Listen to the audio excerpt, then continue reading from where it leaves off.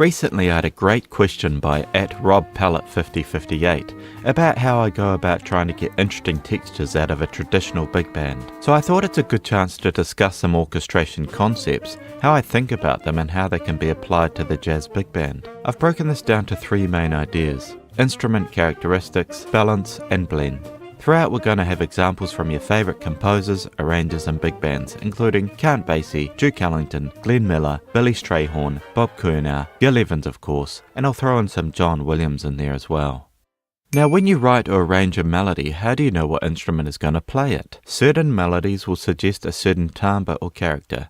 I think this gets easier with experience. One thing I like to do is think about the particular asset or strength of each type of instrument and make sure I take advantage of those qualities. For instance, what instrument or instruments in the big band are best at playing flowing lines? It's the saxophones. This is not to say that other instruments can't play smooth, flowing lines, but it's a particular strength of the saxophones themselves. Here's an example from Duke Ellington's Lady Mac.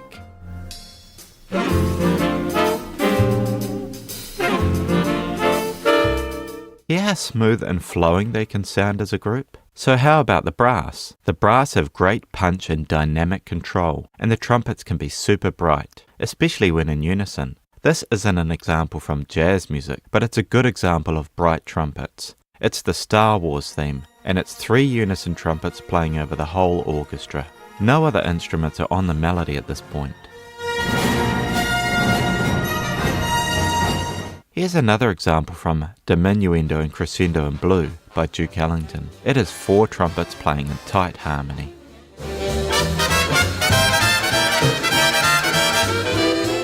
The trombones have tremendous power and punch, but they can also be super rich. Here's an example from Porgy and Bess, Bess You Is My Woman Now, arranged by Gil Evans.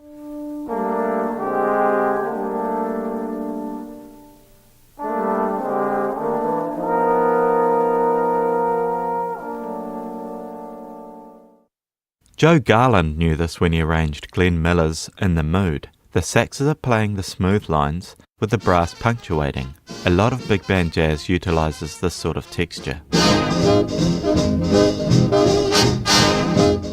The piano is great at contrasting with the horns, something we'll discuss later, and its great advantage is that it can accompany itself, playing a variety of textures, chords and melodies. Guitar is great at accompanying the ensemble with rhythmic chords. It blends in a little better than the piano, so it's great at providing rhythm and harmony. Basie's band was particularly known for its great swing feel. In the Queen Bee by Sammy Nestico, you can hear the guitar playing a chord each beat, which is typical in big band music. The bass's main advantage is its low range. It can extend below the other instruments, providing a smooth harmonic foundation for everything above. It can also have a nice attack, which propels the rhythm and can work well with a baritone sax or bass trombone. Drums have amazing dynamic range, and an awesome variety of sounds that they can create. As they are generally played with sticks, they can easily provide the most rhythmic drive. With their dynamic and rhythmic power, they can set up entire phrases. Here is a famous fill from the Queen Bee.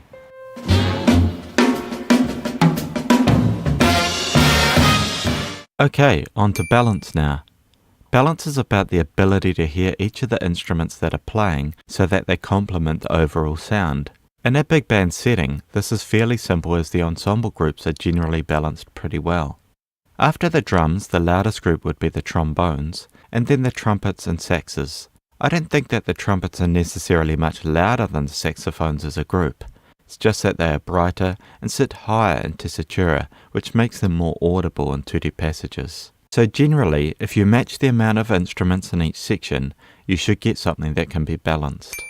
Problems can arise when we get to louder dynamics or uneven groupings. This is because the drums and the trombones have the loudest forte, so if we want to match them with uneven numbers, we need to be careful.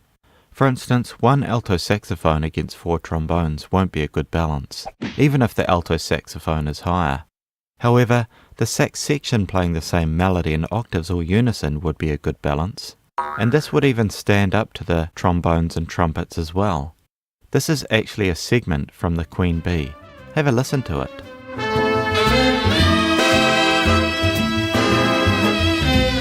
One trumpet can balance with all the saxes, provided it is on top of the texture and that the saxes aren't marked forte and dynamic. Its brighter tone allows it to sound as the lead.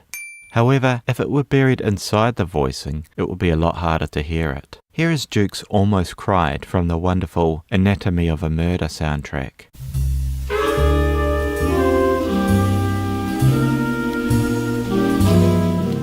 In terms of getting the rhythm section to balance with the horns, generally this isn't too much of a problem, as the contrast and sharp attack of the piano helps it to stick out, and the different rhythm of the guitar accompaniment helps it to cut through. The drums, of course, are loud enough on their own. The only time you really need to watch out for the piano and guitar is in loud sharp choruses. It's common for the piano not to play in these moments, as the texture can be too thick anyway. Nowadays, the guitar is usually plugged into an amplifier, which can be turned up. However, it's usually left at the same volume as during the quiet passages, either joining in with the ensemble on a melody line or comping on the chords. This leads me on to blend. Blend and balance obviously have a lot to do with each other, as contrasting sounds won't need as much volume to stick out from the rest of the ensemble. This is why the piano in the big band will often play between loud passages by the horns or tinkle over some smooth background figures. Here's the Queen Bee again.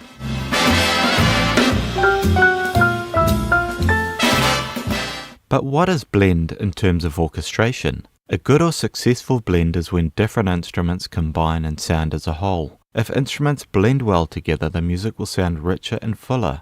But the disadvantage of this is that the music can become cluttered.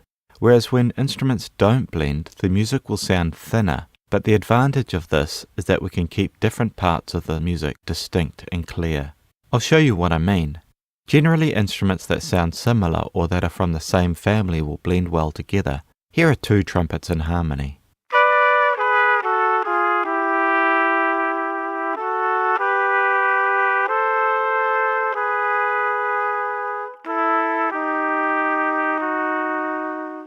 And trumpet and trombone. This could be in octaves,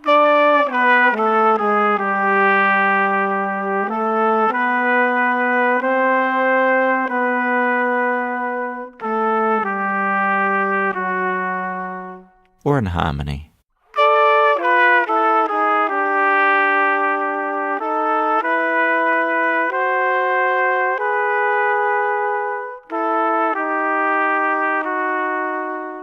Each instrument is distinct, but blend into coherent sound.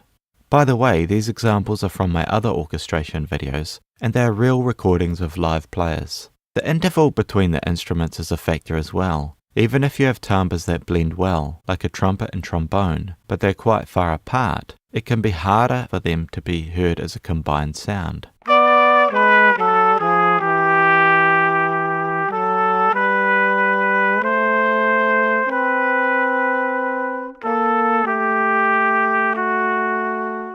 This is one of the reasons a lot of big band jazz utilizes close position harmony on melodic lines. It has a pleasing, thickened line sound.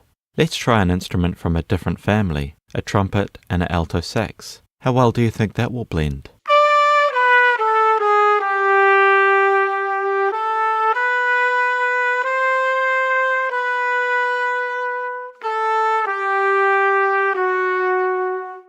It's actually pretty good, isn't it? This can be upset slightly if you place the trumpet below the alto sax, when you want the alto sax to be the melody. Even though the blend is pretty good, the brighter tone of the trumpet distracts from the melody slightly.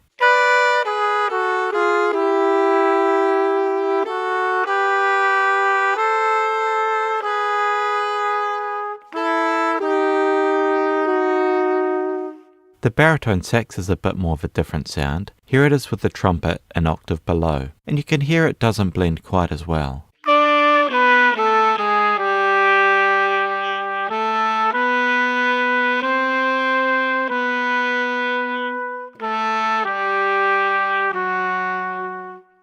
But these all blend better than the guitar, piano and drums do. Let's hear what the piano and trumpet sound like together.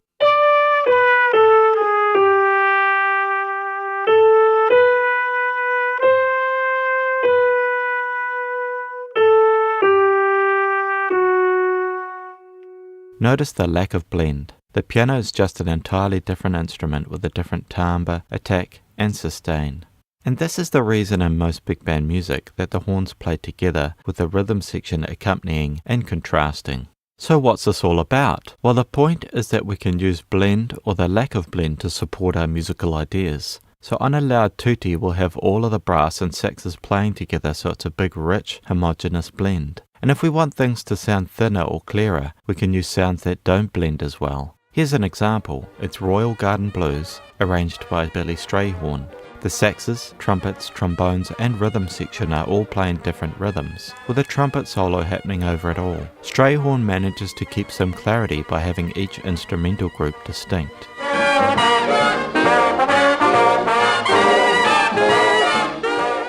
By the way, if you're enjoying the content, please feel free to visit my Ko-fi page and support me. I also give online lessons if you need some help with your work. And let me know in the comments section if you'd be interested to see another video where I apply these ideas to other big band topics. Here's another example which has some mixed timbres. It's from the awesome arrangement of Pat Metheny's tune, It's Just Talk, by Bob Curnow. The main melody is a mixed timbre of trumpet, tenor sax and trombone in octaves. And the saxes and trombones have backing figures, and then the rest of the trumpets come in with another unison melody.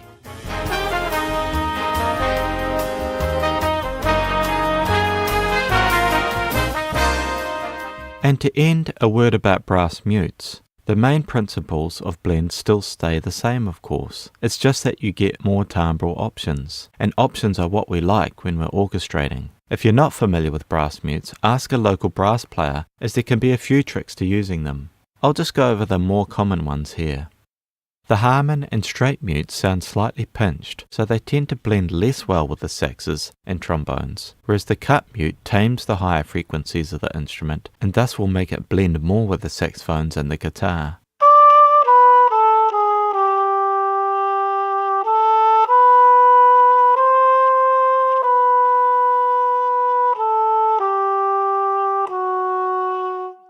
The plunger mute can vary in its blending qualities depending on the technique used when playing it. It can be very raspy to covered and soft. Think about balance carefully when you use brass with mutes. It does drop the volume of the trumpets by quite a bit. 4-cup muted trumpets in harmony give us that really nice old school sound.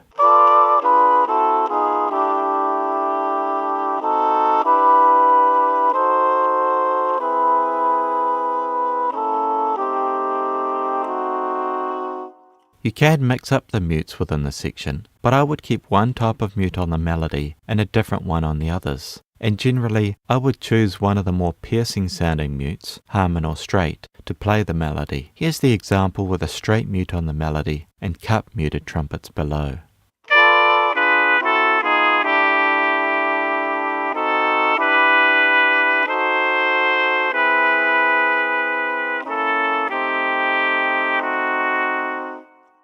Harmon mutes are rarely used on trombones in the jazz idiom. Cup, straight and plunger are the most common. Like the trumpet, cup mutes on the trombone can make them sound very nice and warm. Mutes are a great way of bringing the volume of the trombones down and gives us more timbral options.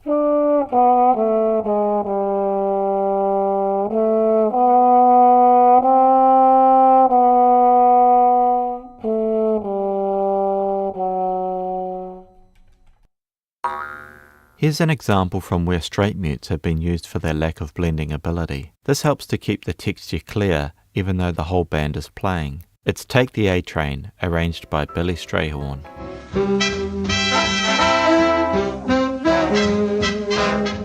And that's the end. I hope you enjoyed that. Please leave me a comment if you got any questions.